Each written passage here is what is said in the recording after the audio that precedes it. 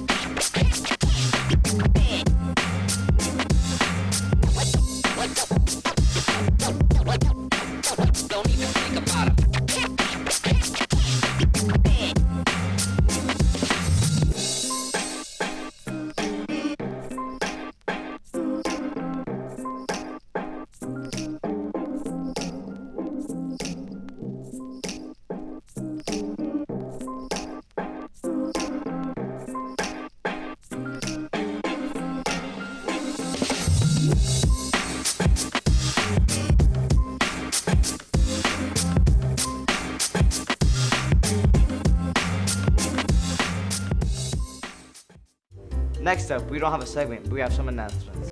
Hi, this is Lucy with some local news and events. First, congratulations to SPMS's math team for taking first place in multiple categories at La Cañada's ALF Mathematics competition. The team has had a great year and we are looking forward to seeing what they are able to achieve next year. Also, this Wednesday from 5 to 8 p.m. is SPMS's Music Festival.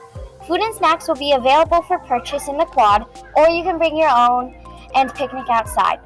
There will be performances for choir, as well as 5th and 6th grade band, jazz band, intermediate and advanced band, and orchestra. Also on Wednesday, Operation Cookie is back. Every year, the Women's Club of South Pasadena collects cookies for the hospitalized, homeless, or special needs veterans. The club has been delivering cookies and lifting spirits since World War II. If you would like to contribute, you can have a parent drop off at least 2 dozen cookies to their clubhouse at 1424 Fremont Avenue after school from 4 p.m. to 7 p.m. or on Wednesday morning between 7 a.m. and noon. Santi, what becomes before part 2? Part 1. Well, we have part 1 of the Decaying Lycopersicans finale. Hello, and welcome back to Decaying Lycopersican. This is part 1 of the finale. We'll be reviewing the first 9 movies that we watched, starting off with Paw Patrol. This was the first movie we reviewed, and set the standards pretty low. With the dumb catchphrases and annoying new characters, this movie was rated 0.5 out of 10, landing its first spot in the F tier. Next up is Spider-Man Into the Spider-Verse. Honestly, everything about this movie was amazing. The good plot and animation, we originally rated this movie a 9 out of 10, but seeing as there was nothing wrong with it, we have changed that review to an 11 out of 10, giving it our first spot in S tier. Now we make our way to Spirited Away. This movie had good plot and animation style. The characters are well written and some were a little annoying. Because of that, this movie gets a 9 out of 10, landing it in the A tier. On to what we reviewed for Halloween. For Thanksgiving, we watched Nightmare Before Christmas. It was good and ahead of the animation of its time. The love story was unneeded, which is why we rated it a 9 out of 10, landing it in A tier. The next movie we reviewed was The Lorax. There was nothing special about this movie. It got a little bit confusing, but other than that, it was decent. This gets an 8 out of 10, putting it in B tier. Sing 2 was the next movie. It was okay, but some of the characters were so annoying, making it a pain to watch. We rated it a 5 out of 10, making its way to D tier. Next up is Minions Rise of Gru. This movie did not follow the Minions 1 plotline. It wasn't too bad, but it gets a 7.5 out of 10, giving it a spot in C tier. On to the Christmas episode, which will be the last movie for part 1. We had differing opinions on whether it was a funny movie or not. One of these will go to B tier with an 8 out of 10, and the other will go to F tier with a 0 out of 10. This will conclude part 1 of the Decaying Lycopersican finale. In the next and final episode, we'll be reviewing the rest of the movies. Music A to Z. Welcome to Music A to Z.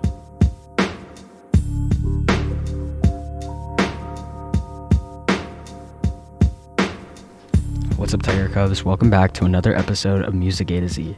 Today's episode, we're going over the letters X, Y, and Z. Starting off with X. X is an American punk rock band formed in Los Angeles. The original members are vocalist Exene Cervenka, vocalist-bassist John Doe, guitarist Billy Zoom, and drummer DJ Bonebreak. The band released 7 studio albums from 1980 to 1993.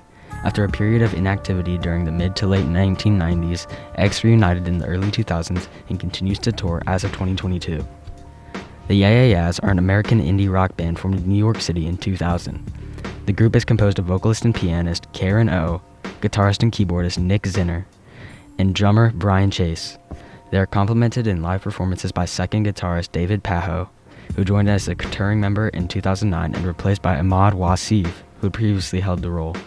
According to an interview that aired during ABC's Live from Central Park Summer Stage series, the band's name was taken from the modern New York City vernacular. Yo Gabba Gabba. Yo Gabba Gabba is a children's musical television series created by Christian Jacobs and Scott Schultz. The series is about 5 costume toys come to life and their friend DJ Lance Robertson. It's co-produced by The Magic Store and Wild Brain Entertainment. Its first episode premiered on Nickelodeon on August 20, 2007 as a part of its Nick Jr. block. Its original run ended on November 12, 2015. David Nesta Ziggy Marley is an American-Jamaican singer, songwriter, musician, actor, and philanthropist. He's the son of reggae icon Bob Marley and Rita Marley. He led the family band Ziggy Marley and the Melody Makers until 2002, with whom he released 8 studio albums. After this bandman, Ziggy launched a successful solo career by having released 8 solo studio albums on his own self-record, Tough Gong Worldwide. Ziggy continues to his father's heritage to record and self-release all of his music. Marley is an 8-time Grammy Award winner and a Daytime Emmy Award recipient. Adama Fornaciari, born 25 September 1955, or simply Zucchero, is an American singer, musician, and songwriter. His stage name is the Italian word for sugar, as his elementary teacher used to call him. His band is largely inspired by gospel, soul, blues, and rock music, and alternates between Italian ballads and more rhythmic R&B boogie-like pieces. He's credited as the father of Italian blues, introducing blues to big stage in Italy. He's one of the few European blues artists who still enjoys great international success. That's all we have time for today, Tiger Cubs. I hope you enjoyed this segment. Thank you. Since this is a short episode, we only have 2 more segments, We have pets. followed by a character review.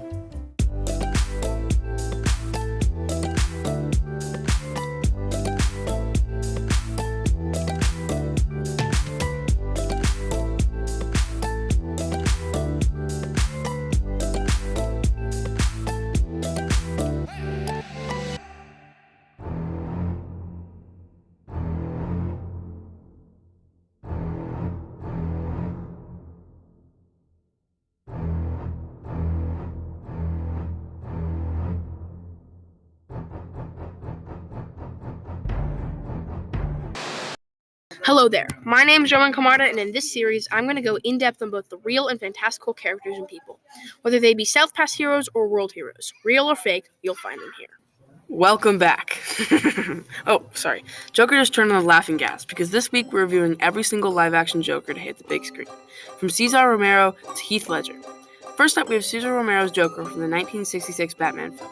In this film, Joker, Catwoman, and the Riddler all try to take over the world, but in their way is Batman and his trusty sidekick, Robin.